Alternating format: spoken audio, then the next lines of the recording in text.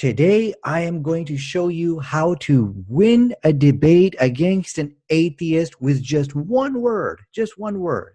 So basically, many atheists have, or actually this one person here, John Daedalus, has responded and tried to produce refutations to the prophecies, of fulfilled prophecies, which we find in the Quran and Hadith. Let's look at this stuff.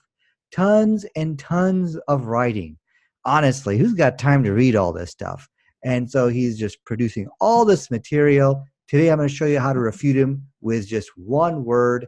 And that word is LOBNA. LOBNA. Okay, this is just an acronym. LOBNA is actually the name of a girl, by the way. Okay, so right from the get-go, before we present to him the prophecies, we explain to him, look, just because you find one prophecy in any book, it could be the Quran or the Bible or whatever, it doesn't mean that it's automatically from God. We're not saying that. It could be luck. It could be an observation, maybe some kind of calculated guess. It could be maybe something borrowed, handed down from generation to generation, and that thus got incorporated into the book. Hypothetically possible.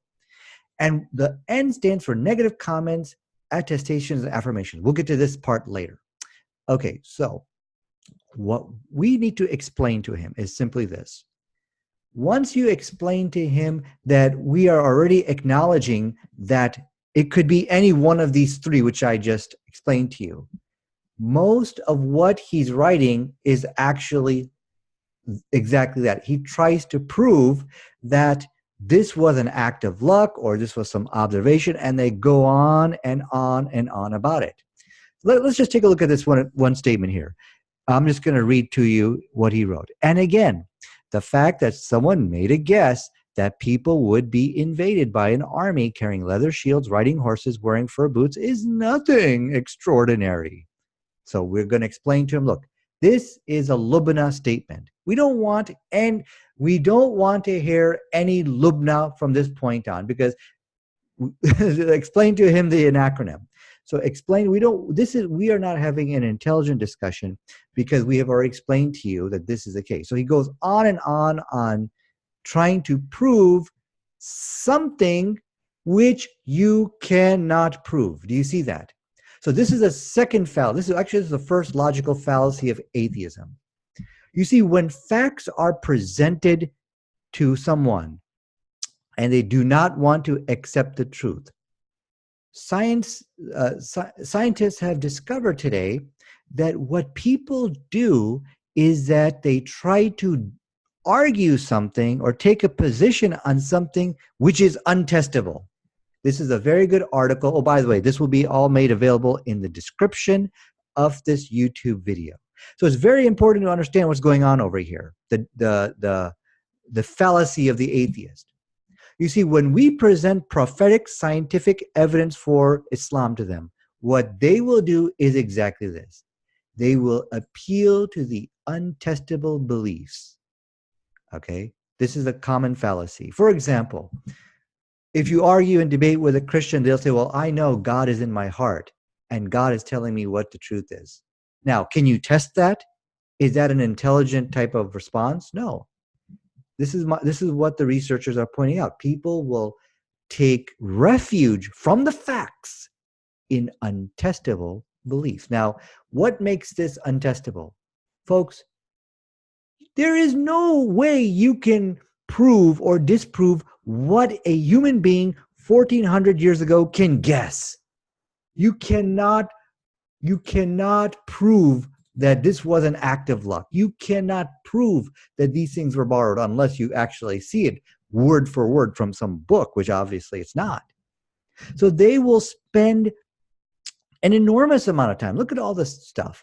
They will spend an enormous amount of time trying to show that a mere human being, can deduce all this information on his own. But this is something which you cannot prove or disprove. Do you see the nature of their arguments? They are taking refuge in untestable facts. All right? And this is the fallacy of non sequitur. When the conclusion does not follow the premise. Okay? So this is a non sequitur argument over here. the fact that someone made a guess, is nothing extraordinary. Meaning it's humanly possible, therefore anybody can do it.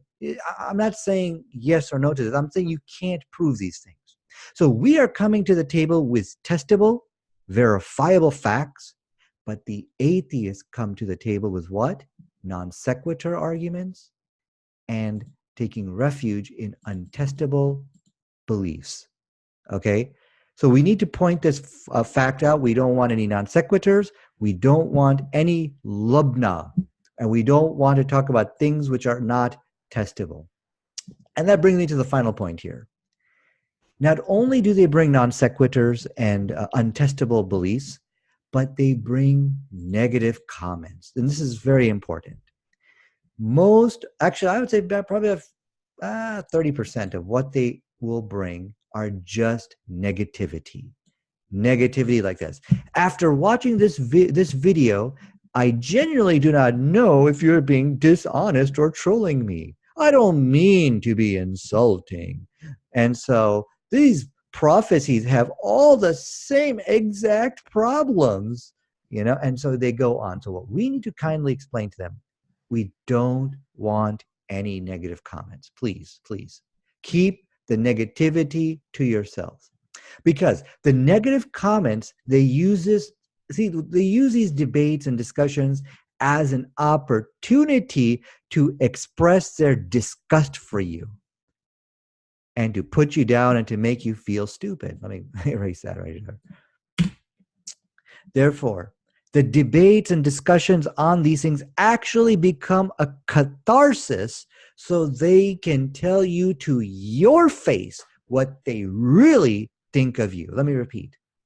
See, they use the debates and discussions as a catharsis so they can tell you to your face what they really think of you. Be polite yet firm. Explain to them that negative comments, accusations, condemnations are not welcome and have no place in an intelligent debate. We really don't have time for that kind of stuff. And you know why? And the biggest reason, do you not have negative comments for him?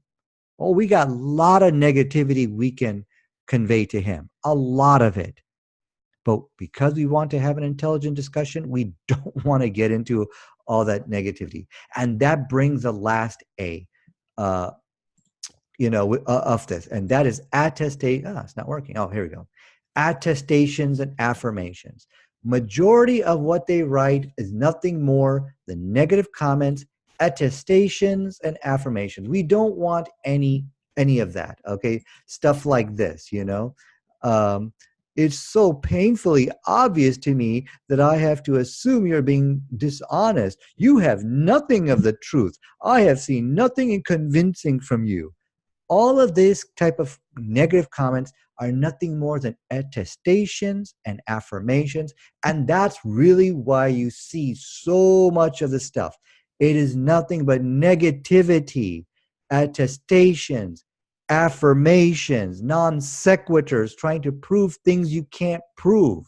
Okay, and we have already acknowledged that these things could be luck observed and borrowed. But what makes Islam miraculous, why we say this is from God, is because that only works once, twice, maybe 3 times.